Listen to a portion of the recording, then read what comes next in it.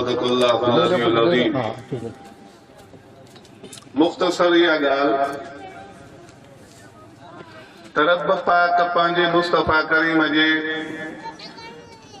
नूरानी चेहरे जा कसम क़ुरान में कया आहिनि। सुभान अल्लाह जी हीर हलायो।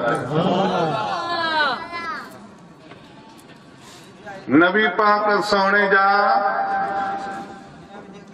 नूरानी शुआव जॾहिं सोने हसन ऐं हुसैन ते पिया त उहे बि रंगजी विया।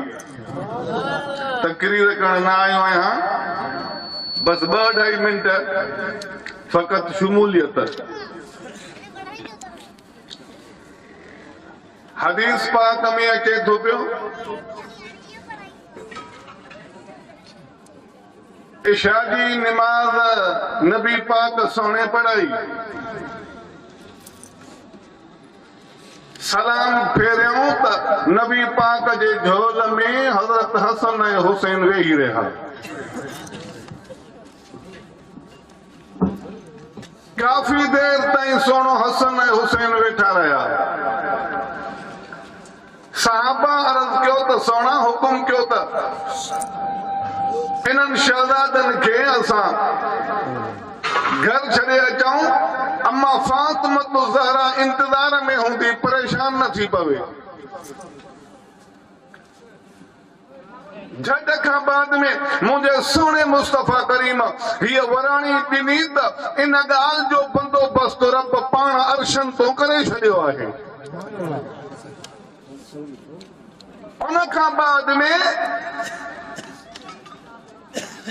सोने पाण हुकुम ॾिनो शहज़ादे हसन ऐं हुसैन खे, वञो वञी मुंहिंजे लखते जिगर फातिमा ज़हरा जे घर वञो, पंहिंजे अमर जे घर वञो। इंतज़ार में आ, परेशान थी पवे जॾहिं अव्हां खे कोन थी ॾिसे पई। ऊंदायूं रातियूं सोनो हसन ऐं हुसैन उथी करे हलन था पिया। साहबा ॾिसनि था त ऊंदे में हे काथे थाबड़जी किरी न पवन।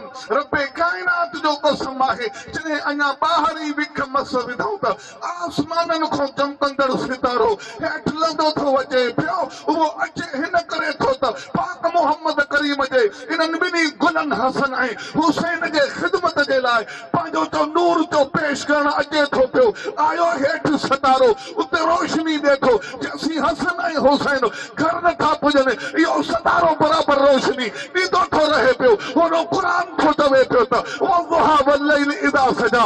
सोना तुंहिंजे उन रोशनी वारे नूर वारे चेहरे जो कसम थो खावां, हेॾो जो नूरानी सितारो ख़िदमत जे लाइ अचे थो पियो। हसन घर पुॻो, हुसैन घर पुॻो। उन खां बाद में सितारो वापसि थो वञे पियो त हे पाक मोहम्मद करीम जे नूर जो फैज़ आहे। सितारनि ते पियो त सितारो नूरानी, सिज ते पियो त नूरानी, चंड ते पियो त नूरानी। इहो पाक मोहम्मद मुस्तफ़ा करीम जे नूरानी चेहरे जो फैज़ थी जो सितारा बि जो पंहिंजो नूर पेश करे हसन ऐं हुसैन जी ड्यूटी ॾियनि था पिया। फ़क़ति एतिरो चई करे मां पंहिंजी जाइ थो वठां। रब्बे काइनात जो कसम, मुंहिंजो पाक मोहम्मद मुस्तफ़ा जो नूर जो काइनात में परहक आहे। उन नूर जे सदके में काइनात रोशन थी, सितारा रोशन थी, चंड रोशन थी, सिज रोशन थी। इहा चमक ई आहे जंहिंजे करे काइनात जो चमके थी पई। सदक़ल्लाहुल अज़ीम।